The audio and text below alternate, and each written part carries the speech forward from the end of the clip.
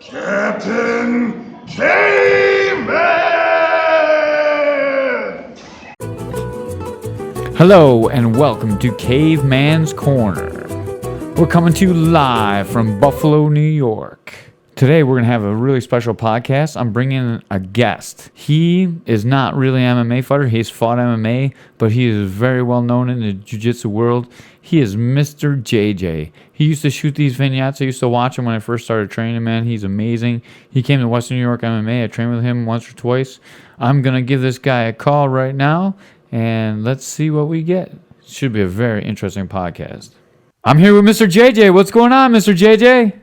Nothing much. How you doing? Good. I'm glad I got you on here, man. You're one of my favorite people in the jiu-jitsu world. You actually came to my academy one time. I didn't get a chance to roll with you, but it was amazing just to see you come into the doors. That's awesome, man. I appreciate the kind words. What made you start traveling around and training at other gyms, man? I love to see that when you post that. My job. It's my job. I'm traveling for construction. Oh, I work as a safety coordinator for my construction company, and I travel. We do jobs all over. We do a lot of big projects all over, and a lot of people think I actually get paid to travel to gyms. I don't. It's my job, and I go usually on my lunch break, or if there's, if I don't have a meeting at the time, or if I'm done for the day. It's things we travel all over. So I'm at a lot of different gyms, and I'm blessed to have this job that I don't travel as much as I used to. But I'm very fortunate to be able to do that. Yeah, I don't get paid to go to gyms. It's because of my job. oh man, I always thought that it was like something that you did and you post online, you got paid for it somehow, man. That's even better. I don't get a penny or anything from jiu-jitsu. I don't know what you're doing something wrong, because you really should monetize yourself a little bit. It's not really something I'm interested in. I just enjoy what we're doing right now, talking about training, life, jiu-jitsu. That's all I care about. I'll save that for other people. They can go make money off jiu-jitsu. I'm not into that. Well, you should at least get your gas paid for or something, man. You're traveling all over the world. It's great to see. You do these vignettes on. Like I said, I'm traveling all over the world because my company's paying for it.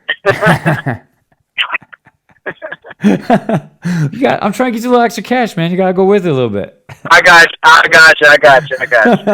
Get some nice jiu-jitsu sponsors, like some gi to sponsor you, and just pay a little bit of money. Tell you what, people send me a lot of free stuff as it is, so it's pretty cool. It's pretty cool. Oh, that's pretty amazing. What's your favorite gi? I wear a lot of shoulder roll gis. I've been wearing shoulder roll gis for almost, at least maybe 7 years. I've been wearing shoulder roll. Maybe 8 years I've been wearing. I like their pants. I like their fixture. I just like the way they feel. I just love their designs. I love shoulder roll gis. I love them. I'm a big fan of them. I know some people think they're hard to get. Honest to God, if you go on the website when they release them and you're a pretty quick typer, you can buy one. They're not overly priced. A lot of people think they're like $500-$600 gis. They're not. You can get them. You go on the site. They start at like $165. The nicer ones go around $225, but they're not like a crazy price. And all my shoulder roll gis, I've had them for years. They've all lasted. No rips or nothing. I've got two, and they're both amazing. The only thing I ever had happen. I have other gis too. Yeah. Yeah. What was your first gi? My first gi was Krugen's. My first gi was a Swain judo kimono. I don't know. Swain was the guy that won he was the Olympic gold medalist in judo in 92 for the U.S. and it was my first gi, and I bought that in 1996. And then after that, I got a Krugen's kimono from Brazil. You know the old Krugen kimonos? Yeah, I always wanted one. But those were nice, and it was full of patches, and I'm sure it's at my mom's house somewhere. I'm going to find it one day. I have a bunch of old jiu-jitsu stuff at my mom's that I need to get out of the attic. Some old videos and pictures I need to get out, too. I definitely want that old Krugen's gi because it brings back a lot of memories of me getting my ass kicked as what, though. Speaking of Mike Swain, I had his VCR tape set of armbar, Juji Gatami. So that's how far back I go too, man. We're from the same generation. People aren't gonna understand. Like, you had to buy VHS tapes or get them copied to actually start training. It was crazy. My favorite thing was, like I said, when I started fighting MMA in the 90s, in 1996, I would go rent VHS tapes from Blockbuster. We would pause it and we would practice the moves that Hoist was doing. My first leg locks I ever tried were from watching Ola Taktarov going for his first leg locks. I watched Ken Shamrock doing his first leg lock in UFC 1. And then I found some Eric Paulson had some videos he just had out. There were some other ones, a Russian guy, I forgot his name. And then I had two Brazilian Mundial videos, championships. And there was some, Machado was in them, Caveman was in them, and those a couple older ones. And I was slow, everything was paused. What was that movie they were doing? I would just pause the VHS, rewind it. And how long have you been training? I started wrestling in 1988. I started unofficially grappling in 1994, and then I started training official Brazilian Jiu-Jitsu that wasn't like wrestling or catch wrestling or anything in 2000. Oh, you're old school. That's awesome. Yeah, so I started like the first time I saw UFC 1, man, I was like, I got to be like Hoist. So I started training just like you did with my friends and trying to triangle choke giant guys, and we put fights on in my backyard and all kinds of crazy stuff. You know how those days were. I did the same exact thing. That's awesome. You're like one of my heroes, man, and I love how you just keep telling people to train. But every time you post that old school stuff, it just reminds me of like how I had to come up. Did you have a legitimate instruction around you when you first started training? No, I did not. It was VHS tapes from Blockbuster. And then a couple years later, I went to the Grace Academy in Cleveland. But I was only there for a few months. Because my goal back then was I wanted to get in the UFC. I had this crazy dream that I would go to the UFC. But I would travel all over. I would go down to Columbus and train at the Hammer House with Mark Coleman. I went up to Coldwater, Michigan. I trained with Dan Severn. I trained... I went up to Minnesota, trained Brad Cole. I trained with a lot of old school UFC guys. I was just jumping around, just looking for a place to train. Then eventually, I got a nice group of guys. It was my hometown in Warren, Ohio, and we would just train in my garage. I seen some of the pictures. I never really had a real instructor. I mean, I do have a current instructor. Me and him started the Grace Academy in the 90s, and he has done. I've been with him for almost 14, 15 years, so I do have an instructor. But starting off, my first 10 years was just me freestyling, basically. Yeah, it was really tough. I mean, for me, the closest blue belt, I mean, we used to drive an hour and a half to go train with a blue belt. And, you know, people today don't even understand how hard it was to train back then and how hard it is to get the knowledge. Like right now, I tell people right now, just make a post on social media and you'll find someone to train. It's amazing. You'll find someone. Like a lot of people say, my school closes at 4, but I get off work, and I can't get off. So I'm like, just make a post on social media. Get some cheap puzzle sets. You'll find people to come over your house. You can train in someone's garage. You can train. People are always up to train. I can literally train 24 hours a day, 7 days a week. I just know there's that many people available. And I live in the middle of Ohio. I'm not in a big city like New York or California. I'm in the middle of Ohio, and I can find people here to train. So the excuse you can't find people to train or you can't afford it or the gym time, those don't work with me. Not anymore. I find it back in the day when it wasn't possible. Yeah, we all did it back in the day. I bought mats and I put them up in my attic, and I put holes in my ceiling, like training in my attic, because that's just what we had to train, and we had to train somehow to get better. And I love the way how you just call people out for their excuses, and like you just gotta go train. And the things I'm not really calling people out. I know it's gonna get a certain reaction, but I know there's a small percentage of people that see my post and they'll message me. They're like, you know what, you're right, Mike. You're right. That is a bullshit excuse. You're right. I probably could do that. And then I'll give them my guidance of how to do it. I'm like, well, these are the steps now. Since you do realize that you are the problem, you are the hindrance to your training, let me give you some advice, what I did coming up, and then it helps them out usually, you know what I mean? Yeah, for sure. And you train with a lot of these guys. I mean, I looked at some Reddit stuff before I had you on, and everyone was saying like, oh, I train with Mr. JJ. He's awesome. Like sometimes he comes off a little hard, but he's an awesome guy. He's awesome to train with. Every post I see is everyone that's actually met you or trained with you and not posting shit online says that you're an awesome guy, and that's super cool to hear. Yeah, I don't think I've met one. I'm sure there's some people out there that think I'm a douchebag. Probably some of your tats. But the majority of people I've met, most of the people I've met along the way, great relationships. Even over the years, people that I know I'll never see again. I never work in that area. They still message me. We still talk. I've never had anyone You know, I know I come off online. I know I come off a little harsh, but the thing is, I know I'm going to reach a few people if I cut a little deeper than the average person that's just telling you, pat you on the back and tell you, yeah, you'll do better next time.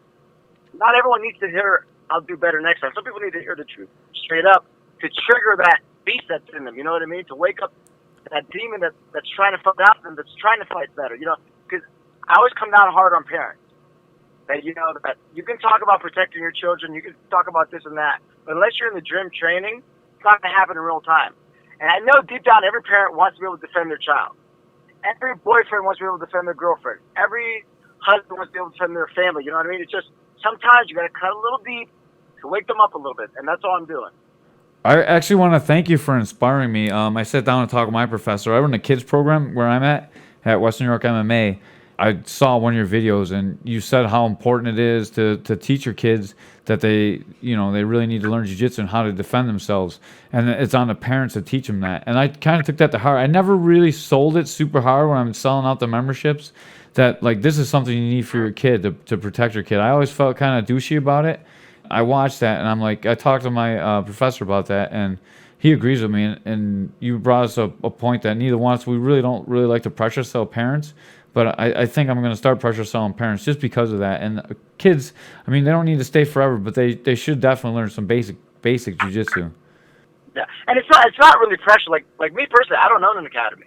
So when I make a post like that, people automatically think I'm trying to sell memberships. I don't even post the gym I train in. My main gym, I never post it on my page because I don't want anyone to think I'm ever trying to persuade someone to come to my gym or this. I never tell people you should sign up. I just tell people that this is what I believe. I believe just if I have a child, I want my child to brush his teeth. I want him to learn how to read and write. I want him to learn how to be a good citizen, how to be polite. I also want him to know how to protect himself and his children one day. I believe these are all essential parts of growing up. Their education, their learning abilities as growing up. It's not basketball. It's not football. It's not baseball. It's not soccer. Martial arts. What's the word I'm looking for? Martial arts education. It goes along with everything. It goes along with your hygiene. Goes along with your health. Goes along with your eating habits. It's just something that needs to be done. And then when the child's 18 years old, if he wants to keep doing it, that's on him. You know. Right. I also like the fact that I see a lot of kids come in, and every now and then you get the kid that, like, he's an all-star at everything, but he comes in and eventually someone taps him. You know, I think it gives a good sense of you're not the king of the world, and, you know, sometimes you're going to get your ass kicked no matter how good you are. And I think kids need to see that even more than ever before than in today's society. Yeah, and I do it to my kids. I probably do it even worse. My kids, they play football, they play baseball. They play basketball, but they both do jiu-jitsu and they both wrestle. Now they're in wrestling season, and they got matches every week, and they're doing other sports at the same time. And sometimes they'll have to go against kids that just do strictly wrestling all year round. You know what I mean? And they go get humbled out there. And I'm like, hey, this is part of your learning process. Now they're young kids, so sometimes they don't understand. They're like, Dad, man, you know, I want to win all my matches. I'm like, you don't understand that every loss you get now leads to your future. Not that I want my kids to be future jiu-jitsu or wrestling. I don't care what they do. They can be painters. Just to be future champions in eating humility now. Because it's going to go in a long way. It's going to go a long way from their over. I guarantee you, I said, like I had this one post I posted a couple of days ago. I said that make sure your kids feel now in an atmosphere you can control. Because eventually life is going to make them feel uncontrollably. You won't be able to help them. So assess them now. Have them fail at a jiu-jitsu match. Have them fail at wrestling. Have them fail at football. Whatever sport is. Let them get used to not getting a medal. Let them get used to failing now. So when life does it, they know how to handle it. That makes a lot of sense. I believe in that 100%. I also think that we all get humbled in life, and there's nothing more humbling than walking on a mat and getting tapped out by a little kid when you're a big kid that's, like, physically dominating a lot of other people, and you get on there with a good jiu-jitsu green belt that's been training, 7-8 years. He's just too young to have a blue belt or a purple belt, and he's out there with the kids, and then one day he ties you up. Or you go get him from the adult mat, because most of the time those kids are trained with the adults anyways. So you go grab him. Why don't you come roll with this kid one time, and show him what jiu-jitsu really is. And I really like that, the humbling aspect of the sport. Oh, it's amazing. I get tapped by so many lower belts than me. It's ridiculous. I can't even. It's just I've given up anymore. I'm like, oh, this is definitely an ass kicking coming up, and I just try my best. It's just that humbleness. It's what drives me, and I try to do that in a lot of stuff. I try to do that with my job. I try to do that with my children, with stuff I don't know. When I work out, when I lift, I try to put everything. It's like I say it all the time. I relish in the struggle. I love to struggle, and that comes from jiu-jitsu. And it flourishes in other parts of my life. I love to struggle in other parts of my life to see how can I overcome that? How can I overcome this? How can I overcome this? You know, it's just, I love the struggle, man. Before I forget, you talked about shoulder roll gis earlier, and one of the black belts at my school, Mike Shultz, he loves shoulder roll gis and wanted me to give you a shout out from him. You trained with him when he was up there, and he likes you a lot too. So I wanted to give him a shout out real quick. Yes, what's up for me, Mike? Tell him what's up. He will for sure. He's definitely listening to this one. He doesn't listen to too many of these. These are usually about MMA, but every now and then we get some good jiu-jitsu ones. Especially, I try to do a local series. I'm trying to get everyone black belt from the area on the podcast so they can say what they think about jiu-jitsu, and having a little bit of success getting most of the guys to putting away some gym hatreds to come and do it with me. So I really appreciate that as well. Oh, that's cool. That's cool, man. I wish you the best of luck. We're not a very big area. Jiu-jitsu just started here, like basically when I started. We all started about the same time, so it'd be nice to have the history just recorded. Oh, definitely, for sure. What lineage are you from? I'm under. Well, originally I started under Hoist Gracie. That was my original gym. Was under Hoist in Cleveland, and then I'm under. My instructor is James Trelecki, and he's under Marcelo Montero, which he's a De La Hiva black belt. So we're all very, like, my whole game has a lot of De La Hiva to it, just because he was a De La Hiva black belt. He passed it on to my instructor. So I definitely love, if you roll with me, there's a De La Hiva hook coming, guaranteed. Have you ever rolled Master De La Hiva? No, I haven't. A lot of my friends have. I had one chance to go to Brazil. We're going to go down there and train, and I was not able to go at the time. This was years ago when I was single, and I wish I would have went. But there is a chance I'm going to go to Brazil next summer. I got invited by a couple gyms. They asked me to do a seminar, and I don't teach at all. I don't like teaching at all. I know it sounds crazy. I just enjoy training and rolling. I told them I'll come down there and I'll talk, I'll out, but I don't want to teach. And they said they still want to fly me down. I said, if that's the case, then I definitely might come down. But this school is asking me, I think it's Copacabana, they want me to come down. So, and if I do, I would like to drive down and go to train at De La Hiva's, because that's a legendary gym. That'd be awesome.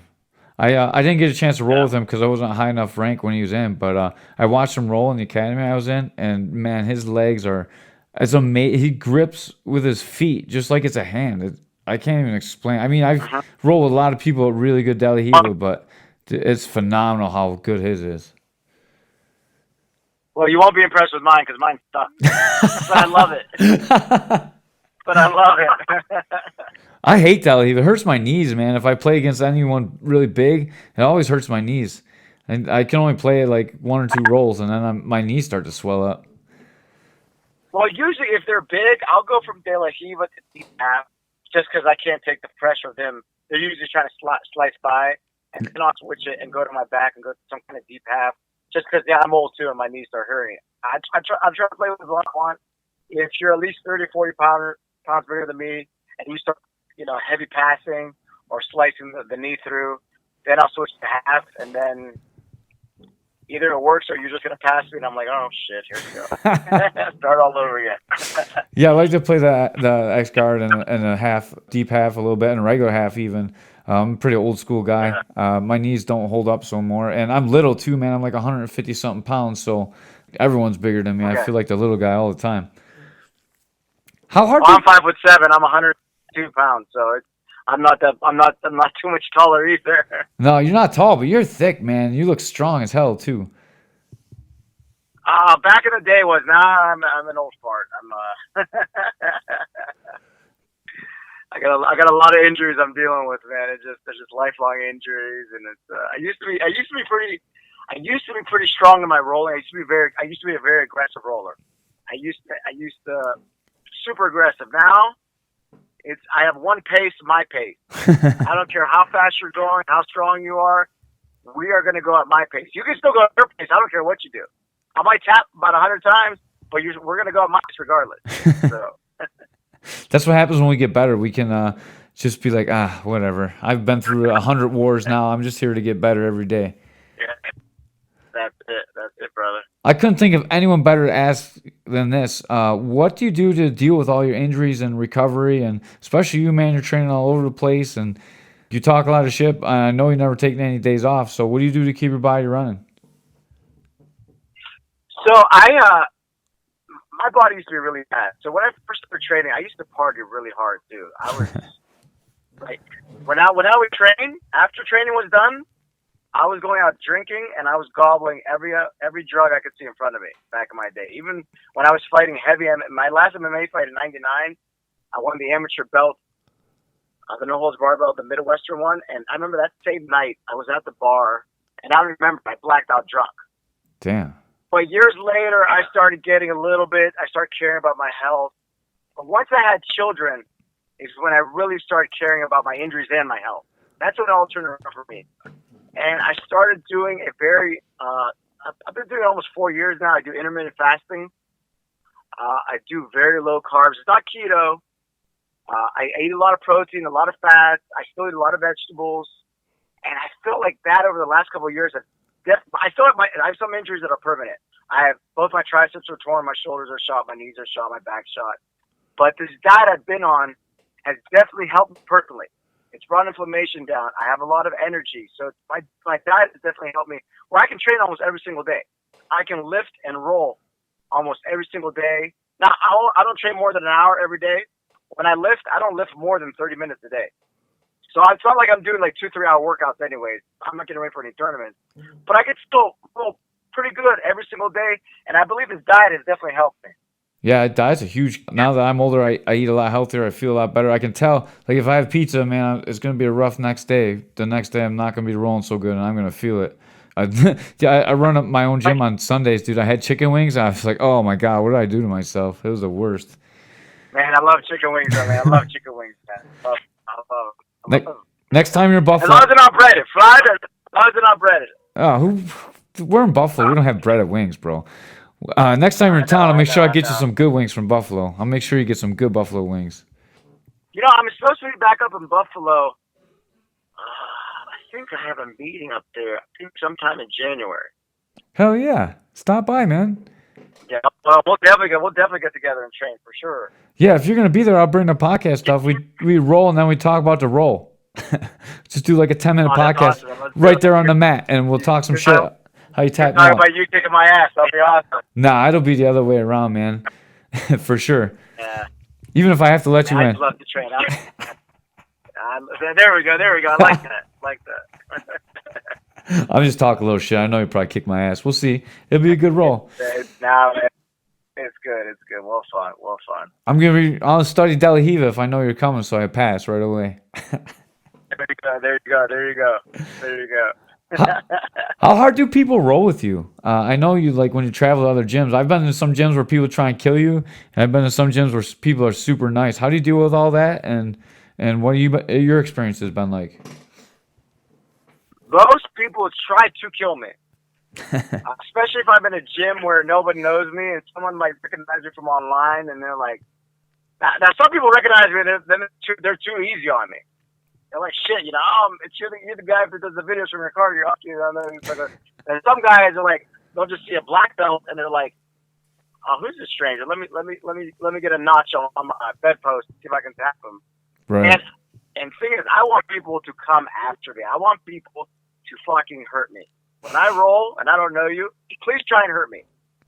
Please try and fucking disable me. Try your best, please. That's what I want. Because it keeps it realistic, and that's what I want. That's awesome, man. I love the sound of that. And trust me, I'll tap.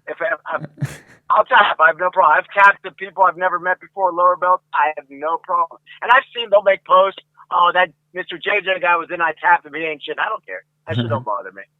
Come after me. I don't give a shit. How do you think the lower belts compare nowadays to when you first started? Oh, they're not even in the same league. If even in MMA or Jiu-Jitsu, not in the same league. If I had to fight the people now, that I fought back then, I would lose. If I had to roll against people I rolled in tournaments now at blue belt, they would crush me now as black belt. It's just the game has evolved tenfold. It's not what it used to be.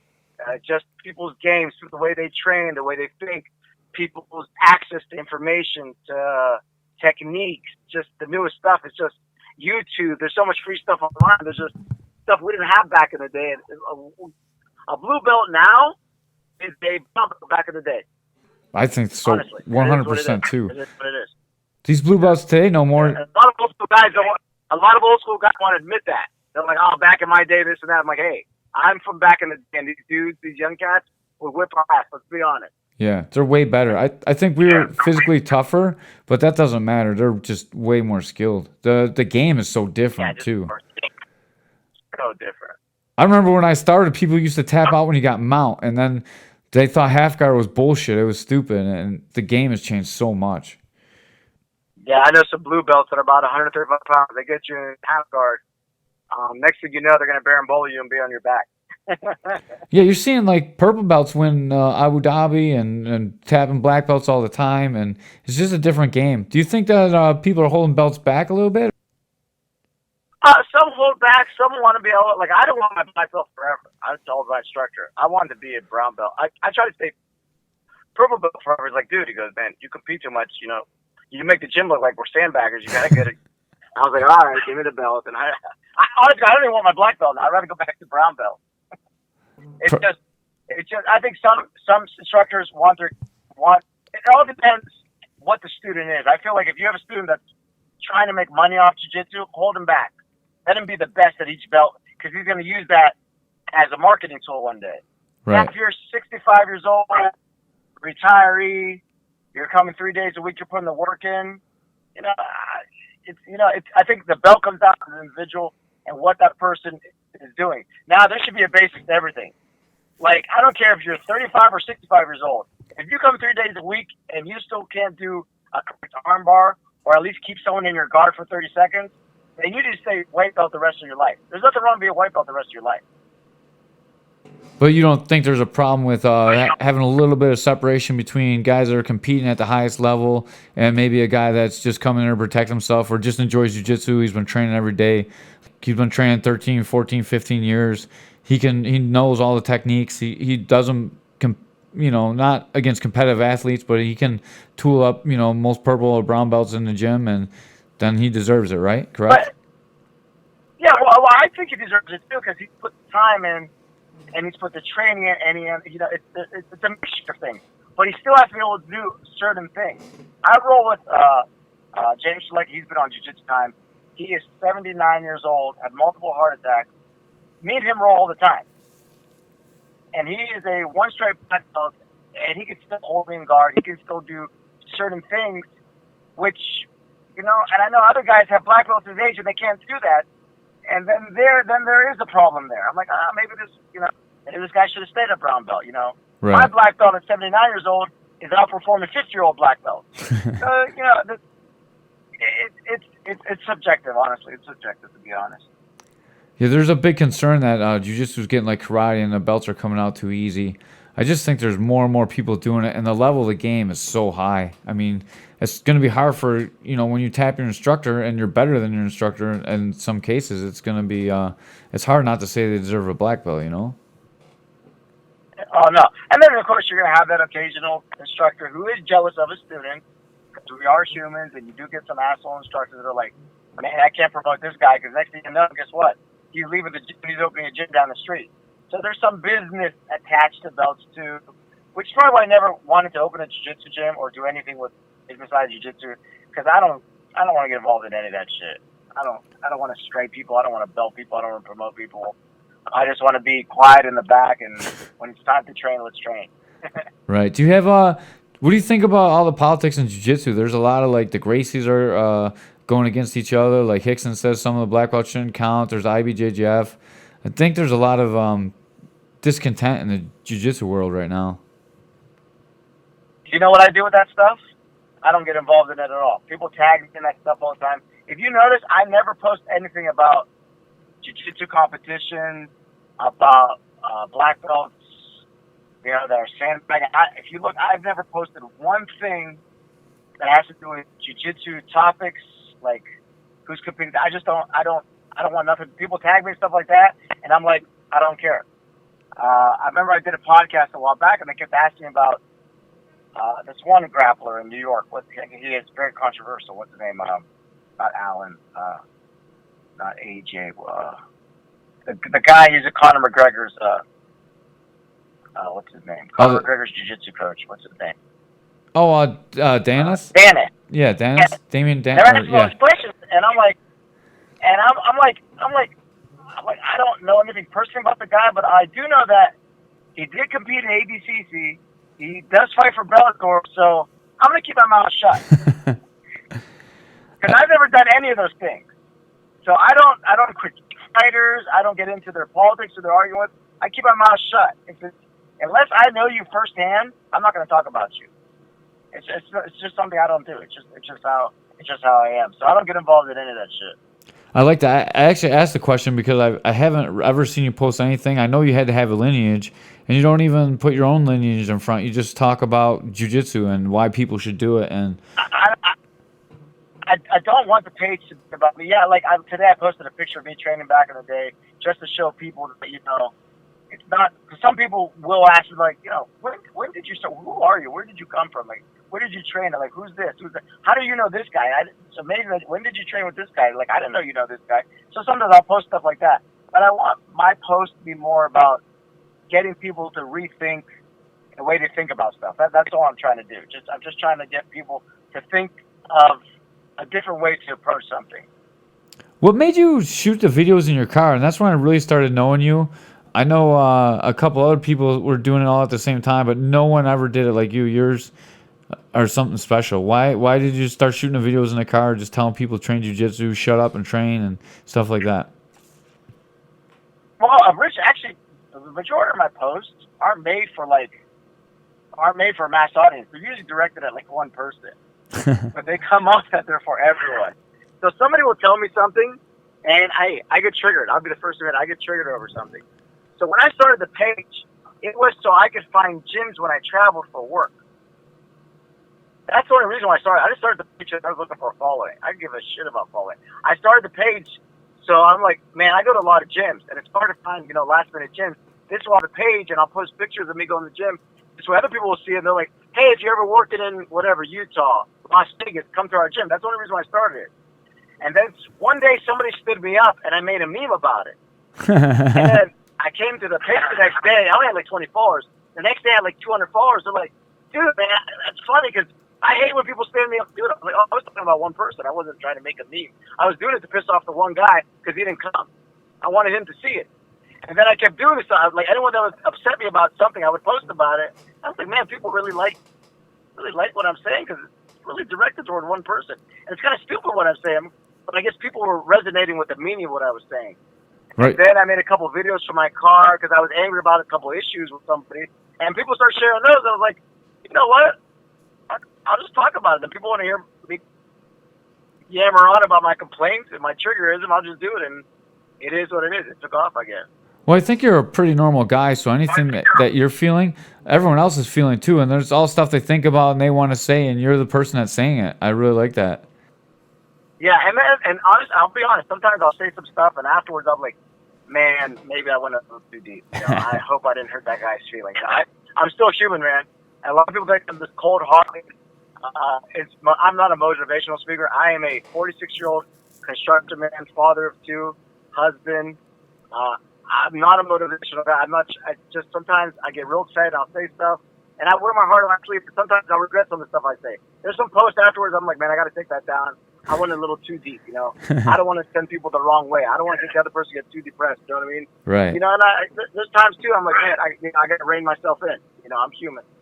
Yeah, the only other guy I ever seen do it from the car that I really liked was Dustin Dennis Clean. I don't know if you know him. He was always like chop, chasing the gold. I watched that, and then yours are. Honest to God. Go ahead. Dustin, I'll say, is one of my influences toward my videos. I got to give him credit. I remember I saw one of his videos back in the day, and a lot of people say I have a Dustin Dennis feel, and I got to give the guy credit. I've never met him before, but a lot of his videos probably pushed me the way I kind of talk a little bit too. a little bit of that mindset too from back then when he made videos. I haven't seen him do any videos lately. I wish he would. They were awesome. Oh, they were amazing. I only saw he only had a couple, and a lot of people say you get. And honestly, God, I got a lot of motivation from that guy back in the day too. So. Me too. I went to his seminar, dude. He's just like that in person too. We did a triangle seminar. We triangled each other like hundreds of times in 2.5 hours. It was crazy. It's really good. I definitely recommend checking out one of his seminars if you can ever get there. I think somebody told me he had. I don't know if this is true. Someone told me he had cancer. I don't know if that's an internet rumor. I don't know. Someone told me he had a really bad case of cancer. I don't know if he's over it or he's still going through chemo. I don't know. But someone told me he had cancer, and I don't know if he's out there. If you ever listen to this, man, you're an inspiration, dude. I hope you feel better. Yeah, same thing for me. You inspired me as well. And I seen he released a DVD series or an online series a couple years ago, and he looked a lot different. So maybe he was having some health problems, man. That's sad to hear, actually.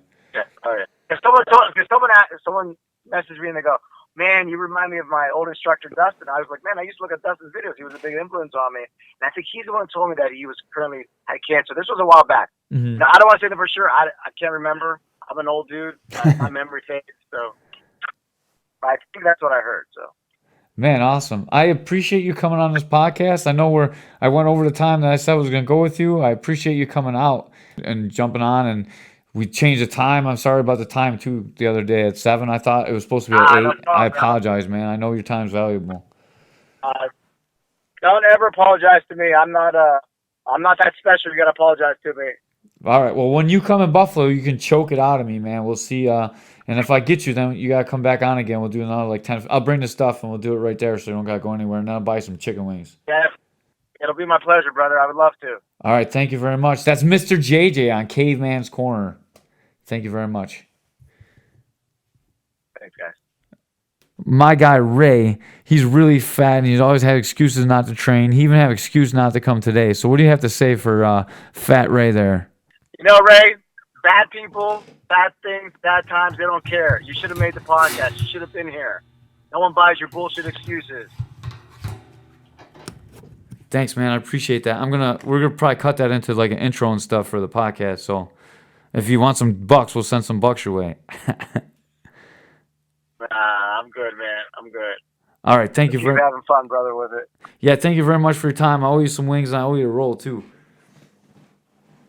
Definitely. Look forward to it. All right. See you, Mr. JJ. Thank you for your time.